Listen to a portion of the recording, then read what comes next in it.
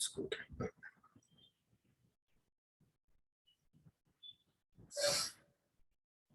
हाँ,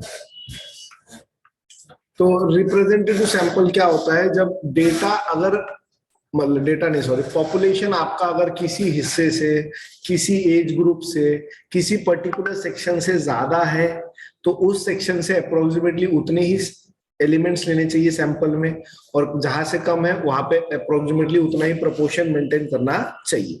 अगर आप वैसा कर रहे हो तो आपका जो सैंपल है उसे रिप्रेजेंटेटिव सैंपल कहा जाता है। Is that clear? Or unrepresentative, when the statistic does not represent the population parameter, it is called as unrepresentative sample. For example, in some cases you might not want to make generalization about a very large group of population based on a very small group. This is also known as biased sample. Obviously biased कहलाया जाएगा ये। The bias that the result from an unrepresentative sample is called as selection bias. ठीक है। Suppose for obtaining a sample of households or TV rating service dials numbers taken at random from telephone directory, then it is going to be unrepresentative sample, as some households may have unlisted telephone numbers. ठीक है, कुछ भी एक example दिया हुआ है। बढ़ो आगे। अच्छा, ये चैप्टर स्टडी करने का कैसे है, क्या है भैया? ये चैप्टर में ना सम्स है, पर सम्स से ज्यादा इंपॉर्टेंट यानी ऑलमोस्ट सेम लेवल पे इंपॉर्टेंट आपको इसकी थ्योरी भी है। तो आपको इसकी एनसीईआरटी पढ़नी पड़ेगी अच्छे से पूरा डिटेल में, प्लस ये सम्स आने को भी टाइम है, इसकी ललित शर्मा भी पढ़नी पड़ेगी अच्छे से। जब आप ये दोनों पढ़ोगे, पहले इसकी थ्योरी समझेंगे, फिर इसके सम्स हम लोग करते रहेंगे। इसके सम्स करना कुछ भी हार्ड नहीं है, बहुत फटाफट हो जाता है। आपको जेड टेबल वगैरह याद है कि अपन ने किए थे एक बार? सर नॉर्मल डिस्ट्रीब्यूशन में किए थे ना। वैसे इसमें भी एक दो टेबल रिलेटेड क्वेश्चन रहते, बाकी फॉर्मूलेज है कुछ, वैसे कुछ सम्स है।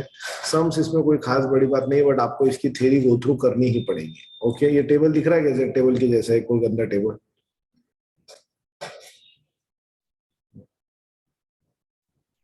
चलो, कहाँ पे था मैं?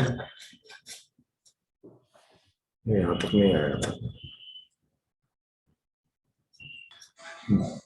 Unbiased and biased sample, unbiased and biased sampling. ठीक है, अनबायस्ड सैंपलिंग माने ऑब्वियसली प्रोबेबिलिटी सैंपलिंग को अनबायस्ड कहा जाएगा, क्योंकि प्रोबेबिलिटी सैंपलिंग रैंडम होती है, उसमें कोई बायसनेस नहीं होता है। सैंपलिंग जो स्टैटिस्टिशियन है उसका, कि उसको इसमें से ज्यादा वैल्यूज लेनी है, उसमें से कम लेनी है, एंड सो ऑन, ऐसा उसका कोई बायसनेस नहीं होता है, तो उसे अनबायस्ड सैंपलिंग कहा जाएगा। बायस्ड सैंपलिंग यानी वो सैंपलिंग होगी जिसमें जानबूझ के कुछ सैंपल पॉइंट्स को ज्यादा लिया जा रहा है, कुछ को नहीं लिया जा रहा है। अब बायस्ड सैंपलिंग में क्या ड्रॉबैक्स हो सकते हैं? तो बायस्ड सैंपलिंग का ड्रॉबैक ये हो सकता है कि आपका प्रॉपर कंक्लूजन ना आए। हाँ, हो सकता है डेलिबरेटली आपको वैसा चाहिए तो कभी कभी बेहतर भी रिजल्ट आएंगे। तो क्या क्या होता है बायसनेस में? Voluntary response bias, when individual has choice to choose to participate. Voluntary response biasness मतलब आपको चॉइस दी गई है, ऐसा नहीं है कि मैंने बोल दिया चुपचाप आना है तो आना ही पड़ेगा, नहीं आना है तो नहीं आना। वॉलंटरी रिस्पॉन्स तो आपके ऊपर है। Under cover, if the sample gives less representation of the sample, if the sample gives less representation of the population होना चाहिए, of the sample नहीं होना चाहिए। भाई सैंपल जो पूरे पॉपुलेशन है उसका रिप्रेजेंटेशन कम देता है। when a sample is taken out from the individual that are conventionally available, convenience, ठीक है। हाँ भाई, कन्वीनियंस मतलब क्या?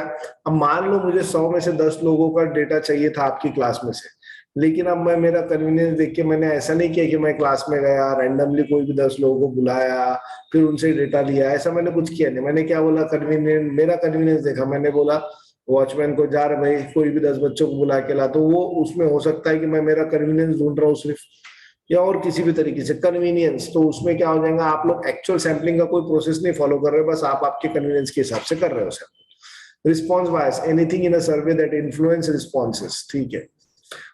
तो ये types of biasness. Sampling error, अब सैंपलिंग समझ में आया आपको पूरा क्या रहता? हेलो, हाँ sir.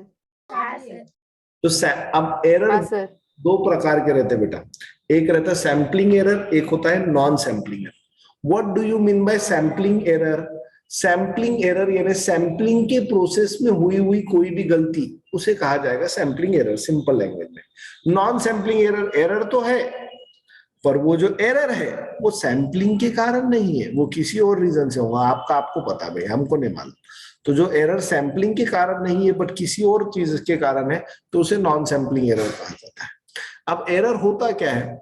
Error is actually the difference between the actual value and the estimated value. ये मैंने 2 मिनट के लिए ऊपर किया, ये मैं पढ़ाने वाला हूं आपको 2 मिनट ऊपर, इन्होंने एक्चुअली ये पॉइंट पहले लिखना चाहिए। Parameter and statistic. पैरामीटर क्या होता है? Parameter it is a characteristic of the population. जो पूरा पॉपुलेशन होता है ना बेटा, वो पूरे पॉपुलेशन से अगर मैं कोई भी एक कांस्टेंट निकालता हूं तो उसका नाम होता है पैरामीटर। अगर मैं सैंपल से कोई कांस्टेंट निकालता हूं तो उसका नाम है statistic, not statistics, remember it is statistic. मतलब अगर मान लो पॉपुलेशन है 10,000 लोगों की और मैं पूरे 10,000 लोगों का एवरेज इनकम निकालता हूं हर एक को पूछ के, तो वो जो एवरेज इनकम आई वो पैरामीटर कहलाई जाएंगी। पैरामीटर यानी it is a constant derived from the entire population, वो पूरे पॉपुलेशन की कैरेक्टरिस्टिक है। अब मान लो पूरे 10,000 लोगों का स्टडी करना मेरे लिए संभव नहीं था, मैंने कोई भी रैंडमली 50 लोगों का निकाला, रैंडम नॉन रैंडम जो मुझे लेना है मैंने लिया भाई। मैंने 50 लोगों को से सर्वे किया, जो किया वो किया, मैंने 50 लोगों की एवरेज इनकम निकाली।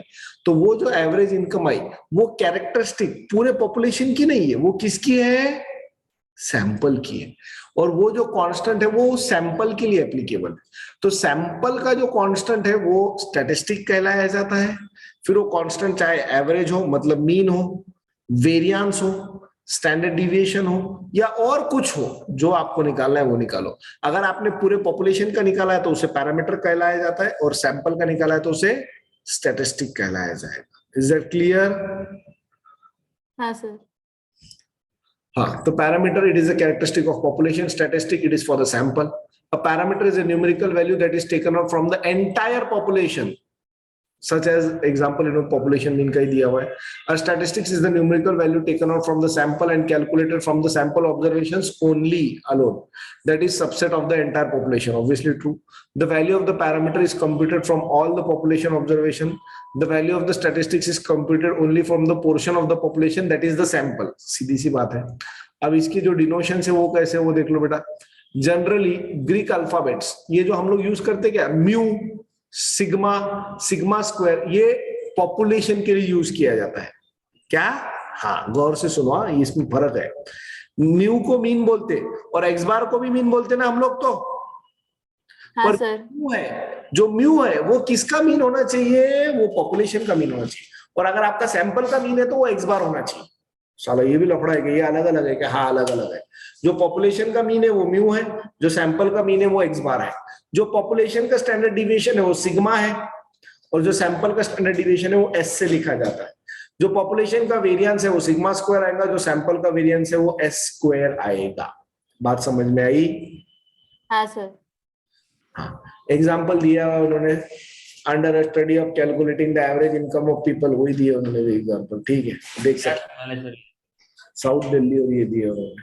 ठीक है, हाँ तो देखो डायग्राम बताया पॉपुलेशन, ये लेफ्ट साइड में जो है वो पॉपुलेशन है, ये सब उसके फिगर्स पता नहीं हिल गए कि हमको कुछ लिखना था। पॉपुलेशन से एक एवरेज निकाला जाए तो म्यू है, म्यू मतलब मीन आएगा पॉपुलेशन का।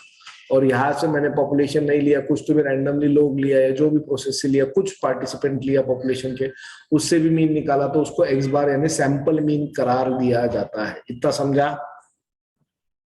हाँ सर। तो parameter statistics both are related yet they are distinct. The first refers to the whole population while the second refers to only the part of the population. Obvious है, जो statistic है वो sample को represent करता है और जो parameter है वो पॉपुलेशन को रिप्रेजेंट करता है। इतना बात समझा? हाँ। अच्छा, अब ऊपर जाता हूं मैं एरर समझाने के लिए थोड़ा सा और डिटेल में। एरर क्या होता है? एरर, ये फॉर्मूला दिख रहा है क्या आपको, एक्स बार माइनस म्यू। हाँ। तो error is the difference between the statistic and the parameter, यानी error is the difference between the population mean and the sample mean बोल सकते। फिलहाल हम मीन की बात कर रहे हैं, इसलिए अगर हम स्टैंडर्ड डिविएशन की बात करेंगे तो पॉपुलेशन स्टैंडर्ड डिविएशन और सैंपल स्टैंडर्ड डिविएशन के बीच में का जो गैप है उसको एरर बोलेंगे। तो एरर सीधी भाषा में क्या है? अरे भाई, एरर सीधी भाषा में बोलूं तो दोनों का अंतर है। जो पॉपुलेशन से निकाला गया कैरेक्टरिस्टिक और जो सैंपल से निकाला गया, उन दोनों में जो अंतर है, जो डिफरेंस है, उसे ही एरर कहा जाता है। Is that clear? हाँ सर। ये फॉर्मूले खाली फुकड़ दिए हुए, कुछ नहीं, आपको पढ़ समझ में आ रहा होगा। कैपिटल एन पूरी पॉपुलेशन की साइज है, समेशन ऑफ एक्स है, मतलब हर एक वैल्यूज को ऐड करना है पूरे पॉपुलेशन के, और सैंपल में करते समय मैं सैंपल की हर एक वैल्यूज को ऐड करूंगा और डिवाइड बाय एन करूंगा। एन मतलब छोटा एन यानी सैंपल का size. The population parameters estimated differently by different samples, faulty selection of sample, sample size of sample. ठीक है, सर कितना सारा हो गया सर? लोग सैंपलिंग एरर क्यों हो सकता? भाई सैंपल अगर आपने गलत लिया, सैंपल लेते समय कोई गलती आपसे हुई या प्रोसेस में हुई, जो भी है, तो सैंपलिंग के प्रोसेस में अगर कोई भी गलती होती है तो उसके कारण एरर आने के चांसेस ज्यादा होंगे। ओके? हाँ sir. Next, statistical significance and sampling distributions. कैसा बोर होता हूँ आपको इकोनॉमिक्स के लेक्चर में वगैरह? नहीं सर वही तो बहुत सर बोर अभी होता। भी मेरे को कुछ सर मेरे को दूसरा ही बहुत नहीं। मजा आता है इकोनॉमिक्स में। सर जब ऐसे थ्योरी रहता बहुत बोर होता। ठीक है। तो अभी एक्चुअली इसमें आपको कुछ करना नहीं है, एक बार आप गो थ्रू करोगे ना, ऐसा कोई हार्ड पॉइंट नहीं है, बट हाँ एक बार आपको पढ़ना जरूर पड़ेगा, है ना कैपेसिटी? हाँ सर। सर अगर जब बचेगी तो हम क्या जवाब देंगे? हमको क्या लगता है? सर मेरी तो 1 घंटा पहले खत्म हो गई थी। हाँ पानी पी के बैठ, मतलब क्लास चालू होने के पहले। इसलिए बोलो पानी पी लो और बैठ जाओ office. Statistical significance and sampling distribution. Statistical significance is a measure of reliability of finding which establishes that when a finding is significant, it simply means we are confident that it is real and the sample was framed wisely. To decide if the data set's outcome is statistically significant, statistical hypothesis testing is used. When a statistics has high significance, then it is thought to be more reliable. क्या कहना चाहते हैं ये? अब देखो, sample लेने के तो बहुत सारे तरीके हैं। अब एक ही 10,000 की पॉपुलेशन पे मैंने आप 10 के 10 लोगों को सैंपल लेने को कहा, 10-11 लोग कितने प्रेजेंट है, 10 स्टूडेंट प्रेजेंट है, मैंने आप 10 के 10 लोगों को कहा भाई सैंपल लेना है और अपने को इसकी एनालिसिस करनी है, जो भी है एवरेज इनकम। तो क्या आप ये बात मानते हो आप सबके सैंपल में भी डिफरेंसेस आएंगे? इसके चांसेस बहुत हाई है। हाँ सर। यस और no? Do you all agree with this? Yes sir. क्या सबके एकदम एक्यूरेट आएंगे? मतलब एक्यूरेट यानी जो चाहिए वो नहीं बोल रहा हूं मैं, एकदम बिल्कुल सेम आएंगे कि डिट्टो 10 के 10 के? नहीं। 10 के 10 के डिट्टो तभी आएंगे जब एक ही निकाल रहा है बाकी के 9 उसका छाप रहे। बाकी in other all the other cases obviously आपके वैल्यूज में डिफरेंस आने ही चाहिए। Do you all agree with this? हाँ सर। अबे क्या सेजन अकेली प्रेजेंट है कि बाकी सब सो गए? क्या खाना खा रहे हो? उसका अकेले का ब्रेन चल। सर उसका अकेले का दिमाग चल रहा। हाँ वही, सर वो लेट ज्वाइन किया मैंने इसलिए। हमारे दिमाग ज़ॉम्बी खा गए सर। तो भैया देखो, सबके सैंपल्स अलग अलग आ सकते हैं, उसके कंक्लूजन्स डेफिनेटली अलग अलग आएंगे अगर सैंपल अलग अलग है तो सबकी सब सिग्निफिकेंट है यानी सबकी सब कंसिडरेशन में लेना, ऐसा बिल्कुल नहीं है। कंसिडरेशन में लेने के पहले उसने कुछ तो क्राइटेरिया सेटिस्फाई करना चाहिए तभी मैं लूंगा, और वो जो क्राइटेरिया है वो हाइपोथेसिस टेस्टिंग से समझ में आता है। यानी हाइपोथेसिस टेस्टिंग एक ऐसी मेथड है जो हमें ये बताती है कि अपना जो सैंपल है वो कुछ काम का है या कुछ काम का भी नहीं है। इतनी बात ये लोग कह रहे हैं, समझा?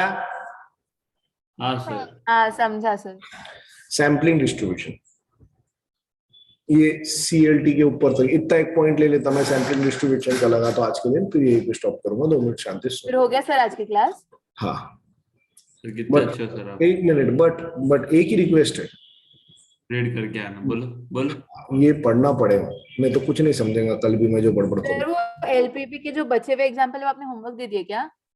हाँ मैंने काफी कुछ होमवर्क दिया हुआ है, वो आपको बताएंगे ये सब लोग बाद में, रुक जाओ। ठीक है सर। हाँ पूरी एक्सरसाइज दी है सर ने होमवर्क, वो भी परसों तक। OMG सिर्फ सर पढ़ना इतना है। सारा। और उसके अंदर 21 क्वेश्चन है। आस्था आधी अधूरी इंफॉर्मेशन बहुत हानिकारक होती है। जैसे एक सर मैं डिटेल में सर वो डिटेल में इतने बाद में आ रहा बड़े-बड़े हूँ। उसको भी पढ़ के भी कहते टाइम लगेगा ही। आपको न्यूज रिपोर्टर की जॉब मिलनी चाहिए मेरे हिसाब से तो। मतलब हाँ सर, मेरे को भी ऐसे ही लगता। उतना ही कंटेंट बताने का जो सामने को वाले को भड़का सकता, बस। हाँ, डरा देगा सर, ऐसा जो डरा देगा। तो इसने धमका ये आधे अधूरे सच बोलने वाले लोग हैं ना, बहुत डेंजरस रहते हैं। इससे अच्छा झूठ बोलने वाला आदमी है, कम से कम मालूम तो रहता है वो झूठ बोलता। रौनक को पूछू क्या सर? मतलब आपको बोलना क्या है, रौनक झूठ बोलता? देख रहे रौनक, मुंह पे नहीं, बेइज्जती, तेरी मुंह पे मैं बेइज्जती। सच बोलता है, नंबर नहीं है तो नहीं बोलता, मैं झूठ नहीं बोलता। हाँ, इसके लिए उसको सच पूछ रही मैं सर, क्या है होमवर्क? मैं बोला ना सर, एक आंसर को जब 2 क्वेश्चन सॉल्व करने हैं, बाकी सब 4-5 ही क्वेश्चन सॉल्व करने हैं, बाकी के सारे सिर्फ आपको ओवरव्यू करने हैं। सब इजी ही है, उसमें कोई खास दम नहीं है। और ये सब करने के लिए आपके पास समय है परसों सुबह 8 बजे तक का। ठीक है सर। रात तक। परसों से सुबह क्लास होगी, कल के दिन। ना, परसों मत करो, कल तक ही छोड़ना, जो भी होगा। ये लोग सुबह उठते नहीं। हाँ, वही बात हुई वो। Next, sampling distribution. सर बस ना आज के लिए। हाँ, तो इतना ये 2 ही लाइन बोल रहा ना मैं भी। The sampling distribution of a statistic is the distribution of all possible values taken by the statistics. When all possible samples of a fixed size n are taken from the population, it is a theoretical idea. We do not actually build it. Okay, no problem. कोई काम की नहीं है, वो खुद ही बोल रहे हैं। To put it another way, suppose we are regularly taking samples of the sample size from the population. Compute the statistics, that is mean, standard deviation. वापिस mean लिख दे, variance लिखना था उनको, लेकिन ठीक है। And draw a histogram on the basis of the statistics. The distribution of that histogram tends to have is called as simple distribution of that population. कुछ भी बकवास छोड़ दो। हाँ, अब ये CLT जो है, सेंट्रल लिमिट थ्योरम, इसके आगे का सब कुछ हम लोग कल देखेंगे। ओके, हाँ सर।